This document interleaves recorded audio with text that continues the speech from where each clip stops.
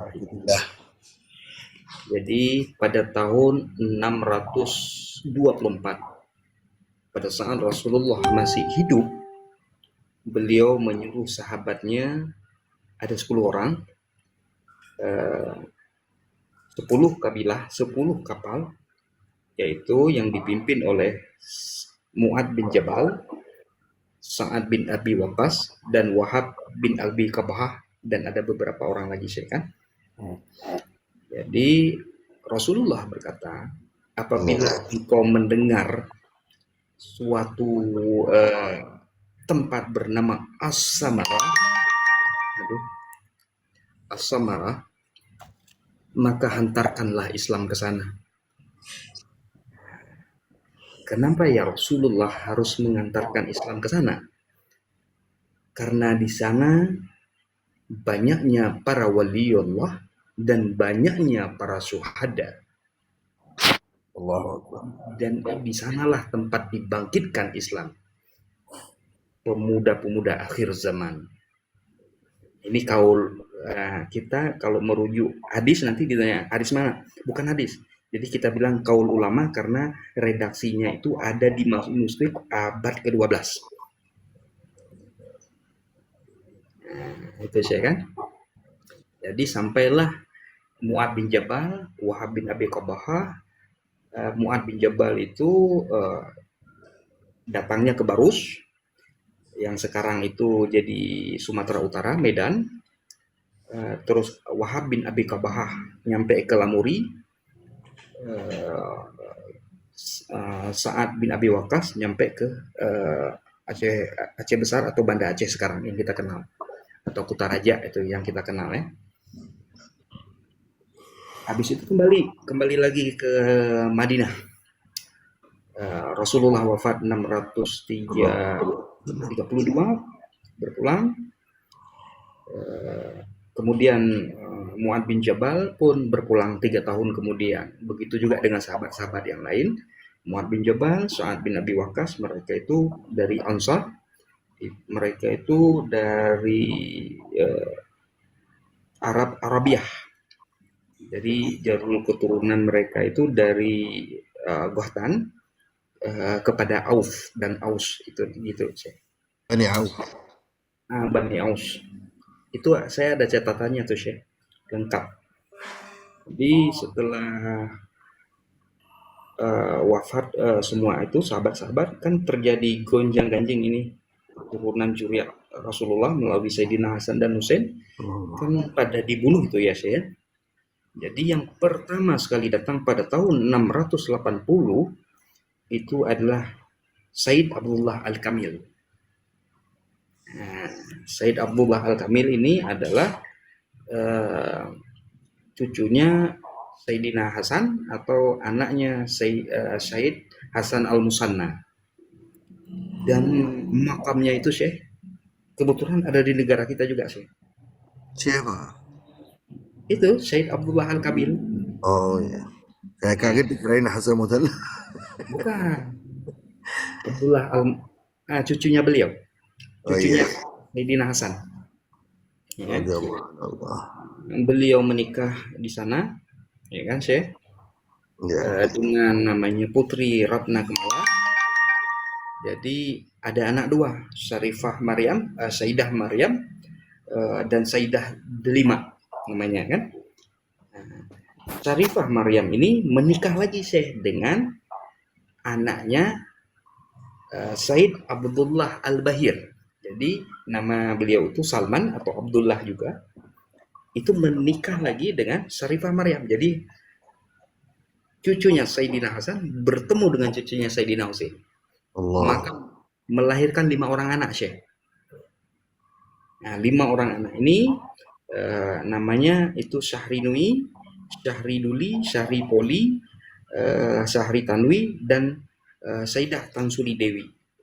Nah, itu pakai nama udah kemelayuan Syekh, tetapi mereka tidak membuang syahrinya karena mereka itu kan dari Persia, karena dari ibunya itu Sajanan atau Sahbanun Sayyidina Husain pernah menikah dengan seorang yang bernama Syabah Pahlawan. Kesejanan. Putrinya Yesjard. Iya, Yasgar, benar sekali Syekh. Nah, itu kan makanya nggak buang predikat itu Syekh. Iya. Jadi setelah Syed Abdullah Al-Kamil wafat, maka digantikanlah oleh Syed Salman.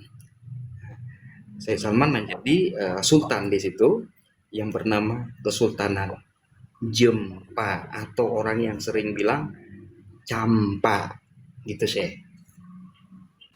Nah, dan makamnya ada semua di tempat kita Syekh, terjaga dengan baik sampai detik ini. Nah, kemudian anaknya beliau Syahri Nui ini berangkat ke Perlak. Itu jarak dari Jempa ke Perlak itu ya sekitar ya 150 atau 160 kilo lah Syekh. Dari kerajaan, membuka kerajaan baru di sana. Nah, kerajaan Perlak namanya. Kemudian oleh Khalifah Harun al-Rasyid pada saat itu, setelah Said Muhammad Bibaz ditangkap oleh pemerintahan dinasti Abbasiyah pada saat itu dan wafat dalam penjara bersama ketiga putranya. Salah satu putra daripada Said Muhammad Al-Bibad ini adalah Said Ali Al-Mutabar. Said Ali Al-Mutabar kemudian menikahlah dengan Sayyidah Tansuri Dewi ini. Menikah dengan Sayyidah Tansuri Dewi, ada anak Said Maulana Abdul Aziz. Said Maulana Abdul Aziz inilah sultan pertama daripada Kesultanan Bandar Khalifah. Seperti itu, Syekh. Dan dari sinilah lahirnya Juriat. Inilah nenek moyangnya Wali Songo yang sesungguhnya.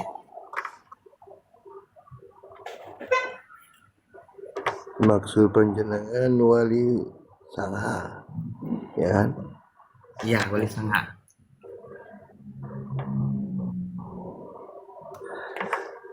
Subhanallah. Tetapi sekarang udah dicinakan. Makanya saya bersuara. Kita Islam dari nenek moyang kita sendiri, bukan dari luar negeri. Satu Syekh, bahasa Indonesia, bahasa di Sumatera dulu yang kita kenal sekarang Sumatera itu bahasa Melayu kuna. Bahasa Melayu kuna serumpun dengan bahasa Jawa kuna. Beda ya dengan Jawa ya. Kalau Jawa itu perubahan pada saat Sultan Agung Wonocoroko. Tapi bahasa Jawa kuna sama Melayu kuna itu serumpun. Jadi ketika orang yang di Melayu ini berkomunikasi dengan orang yang di Jawa, di Pulau Jawa, itu nyambung sih. Sekarang kita coba bayangkan, apabila wali kita ini dari Yunan, dari Cina, dia pasti berbahasa Cina, Cek. Ya kan? Bagaimana dia menyampaikan dakwah sedangkan orang di Pulau Jawa ini tidak ngerti bahasa mereka? Itu satu. Yang kedua, logikanya mazhab yang ada di Yunan sana sampai detik ini itu Hanafi. Sedangkan di kita dari dulu itu Syafi'i. Bagaimana mungkin bisa terjadi perubahan? Sejak kapan terjadi perubahan? Tidak pernah ada perubahan. Karena kalau kita tracking mazhab-mazhab di Indonesia itu dari dulunya Syafi'i. Dan tarekatnya itu Qadariyah. Karena Syekh Abdul Qadir Al-Jilani, Qutbur Rabbani Al-Baghdadi, itu pernah berkunjung ke Bandar Khalifah pada tahun 1140 dan meninggalkan anaknya di Zawiyah Cotkala itu bernama Said Abdul Salam dan Said Abdul Aziz, dan keturunannya sampai detik ini saya kenal semua.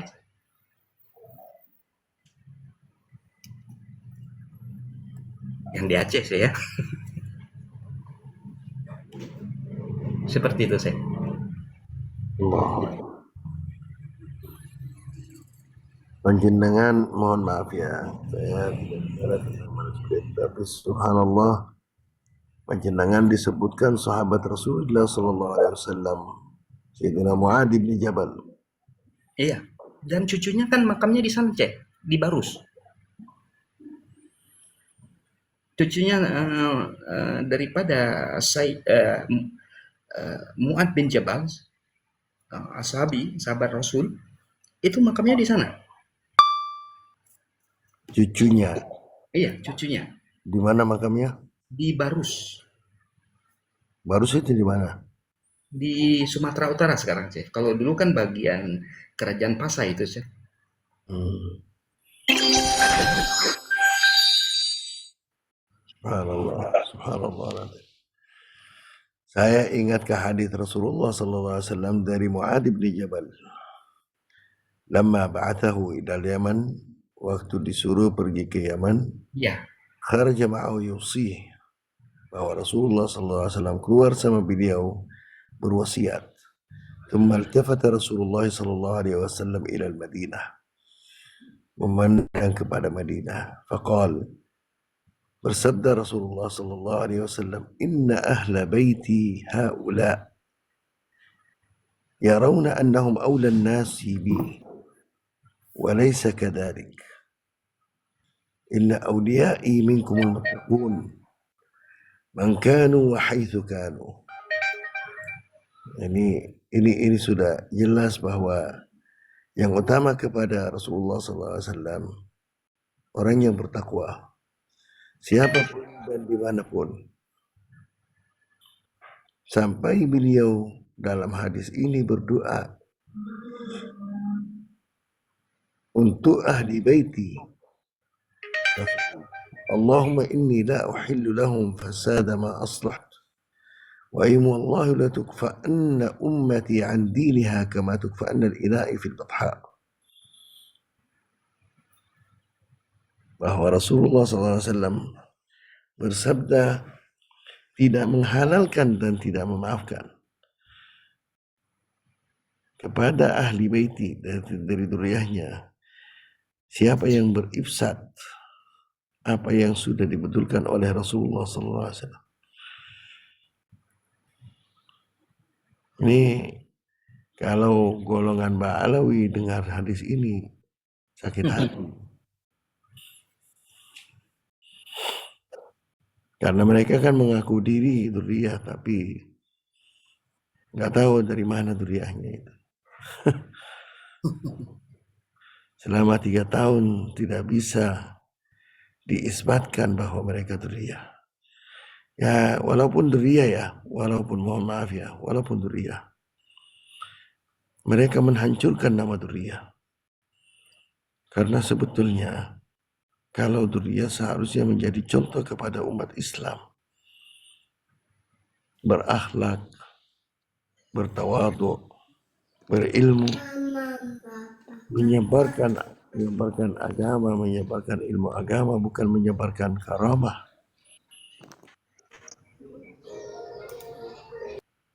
Ini subhanallah, jadi berarti ada keturunan sahabat Rasulullah Sallallahu Alaihi Wasallam ada di Indonesia ya. Ada makam. Ada Syekh. Itu kalau di Aceh itu Syekh, itu dari Abbasiyah ada, dari Utsman ada, Sayyidina Utsman, dari Sayyidina Umar ada, dari Bani Thalib ada Syekh, dari Ja'far. Ada semua tuh. Kalau mau dicek, maka dikatakan dalam satu kitab Ibnu Sayyid, Jaziratul Alawiyin, yaitu Asamara yang ada di Aceh itu. Atau Sumatra yang kita kenal dulu, atau Al-Ashi yang kita kenal dulu, yang kemudian seiring perjalanan waktu itu berubah bernama Aceh. Gitu sih.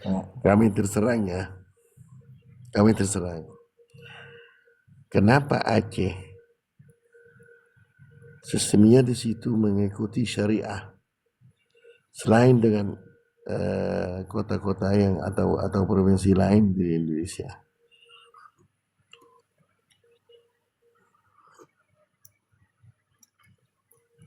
Hukumnya hukum syariat kan?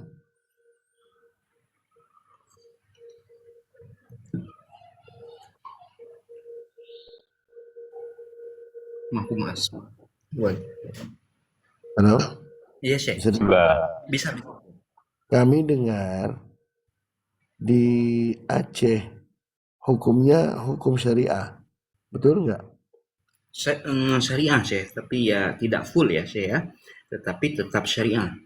Misalnya Iya, tapi masih ada syariah. ya di sana tidak boleh orang berdua-duaan, nggak boleh Syekh. Itu pasti dihukum itu. Nah, tuh. Nggak ada istilah itu. Dan ada hukum jald juga di situ.